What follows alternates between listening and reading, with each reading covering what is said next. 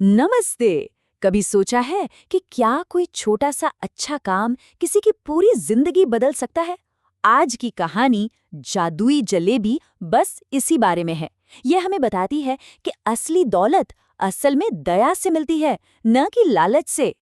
यही सवाल तो इस पूरी कहानी का दिल है ना?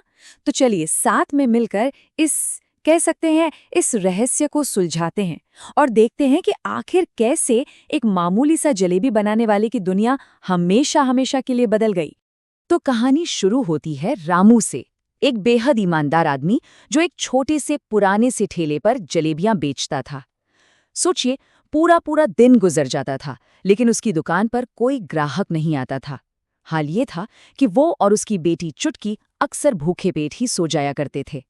तो देखिए, इस कहानी में ना अच्छाई और बुराई बिल्कुल आमने सामने है। एक तरफ तो है हमारा रामू, जिसकी जेबें भले ही खाली थी, पर उसका दिल ईमानदारी के खजाने से भरा था। और दूसरी तरफ है वो लालची साहूकार धनीराम, जिसे ईमानदारी नहीं, सिर्फ सोने के सिक्कों की चमक दिखाई देती थी। अब रामू की परेशानी सिर्फ गरीबी नहीं थी, वो धनीराम के कर्ज के बोझ तले भी दबा हुआ था। और धनीराम, वो उसे लगातार धमकाता रहता था। सोचिए, उसकी धमकियों से रामू की जो थोड़ी बहुत हिम्मत बची थी ना, वो भी धीरे धीरे टूट रही थी। और ठीक उसी वक्त जब रामू को लगा कि बस अब सारी उम्मीदें खत्म हो चुकी हैं, कहानी में एक ऐसा मोड़ आता है जो सब कुछ बदलने वाला था।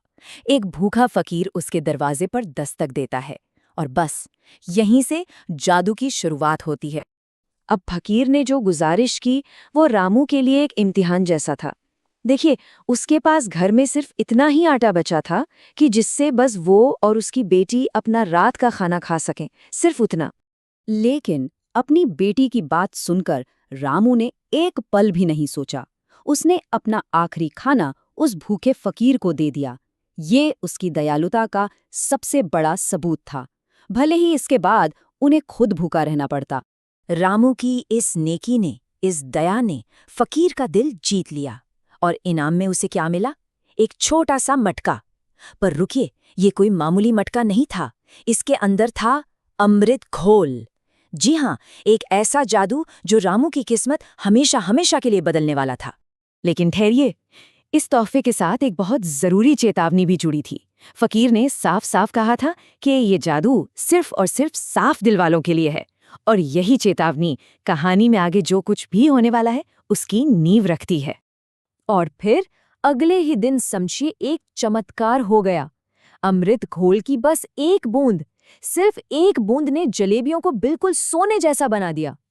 कमाल तो ये था कि पहला ही ग्राहक सोने का सिक्का देकर गया। फिर क्या था, देखते ही देखते रामू के छोटे से ठेले पर लंबी लंबी लाइनें लगने लगीं। उसकी गरीबी अब दूर हो रही थी, लेकिन दूर खड़ा धनीराम ये सब देखकर जल भुन रहा था। और हाँ, जैसा डर था बिल्कुल वैसा ही हुआ। धनीराम की जलन अब एक खतरनाक लालच में बदल चुकी थी। उसने मन ही मन ठान लिया था कि रामू की कामयाबी का ये राज अब उसका होकर रहेगा। तो धनीराम ने क्या किया? वो रात के अंधेरे में चुपके से रामू के घर में घुस गया और उस जादुई मटके को चुरा लिया। उसे लगा बस अब तो वो पूरे इलाके का सबसे अमीर आदमी बन ही जाएगा। मगर लालच में अंधा हो चुका धनीराम फकीर की वो चेतावनी तो बिल्कुल ही भूल गया। उसने सोचा, अरे एक बूंद से इतना फायदा तो आधे मटके से कितना होगा? और बस उसने आधा अमृत अपने घोल में उडेल दिया। और नतीजा ये हुआ कि वो अमृत जहर में बदल गया।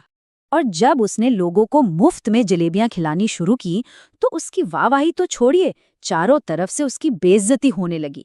जलेबियां इतनी इतनी ज्यादा खराब थीं कि लोगों ने खाते ही उन्हें थूक दिया और उस पर सीधे सीधे धोखा देने का इल्जाम लगाया। तो इस पूरे हंगामे के बीच जब धनीराम का लालच सबके सामने आ चुका था, अब वक्त था कि उस तोहफे का, उस जादू का असली राज भी सबके सामने आए। और ठीक उसी समय वो फकीर वहां आ गए। उन्होंने सबको समझाया कि जादू मटके में नहीं था, जादू तो उसे इस्तेमाल करने वाले की नीयत में था। धनीराम के लालच ने उस पाक जादू को तबाह कर दिया था। अब धनीराम को उसके किए की सजा तो मिलनी ही थी। गांव के सरपंच ने फैसला सुनाया, धनीराम को गांव वालों से वसूला गया सारा का सारा ज्यादा ब्याज लौटाना होगा, और बस एक ही झटके में उसकी सारी अकड़ और सारी दौलत खाक में मिल गई। उधर रामू खाली मटके को देखकर परेशान हो रहा था, तो वकील ने मुस्कुराकर उसे इस कहानी का सबसे बड़ा, सबसे जरूरी सबक सिखाया। उन्होंने कहा, असली जादू इस मटके में था ही नहीं, वो तो तुम्हारी मेहनत और तुम्हारी साफ नीयत में था। तो इस पूरी घटना के बाद कहानी के किरदारों की जिंदगी ने एक नया मोड़ लिया, एक ऐसा मोड़ जो पूरी तरह से उनकी नीयत और उनके कर्मों का नतीजा था। और आखिर में देखिए, दोनों को अपने अपने कर्मों का फल मिला। रामू की नेकी और ईमानदारी उसे इज्जत और एक पक्की कामयाबी की तरफ ले गई। वहीं दूसरी तरफ धनी राम, वो अपने ही लालच के जाल में फंसकर पूरी तरह बर्बाद हो गया। इसके बाद रामू ने अपनी मेहनत से एक नई दुकान खोली, और अब लोग उसकी दुकान पर किसी जादू टोने की वजह से नहीं आते थे, बल्कि उसके हाथ के स्वाद और उसकी ईमानदारी की वजह से आते थे। यही थी उसकी असली और हमेशा रहने वाली कामयाबी। तो ये कहानी जाते जाते हमें एक बहुत ज़रूरी सवाल के साथ छोड़ जाती है कि एक मीठी जिंदगी के लिए असली सामग्री क्या है? क्या सच्ची कामयाबी बाहरी चमत्कारों से मिलती है, या फिर वो हमारे अपने अंदर की अच्छाई, हमारी मेहनत और हमारी ईमानदारी से ही बनती है? इस पर ज़रूर सोचिएगा।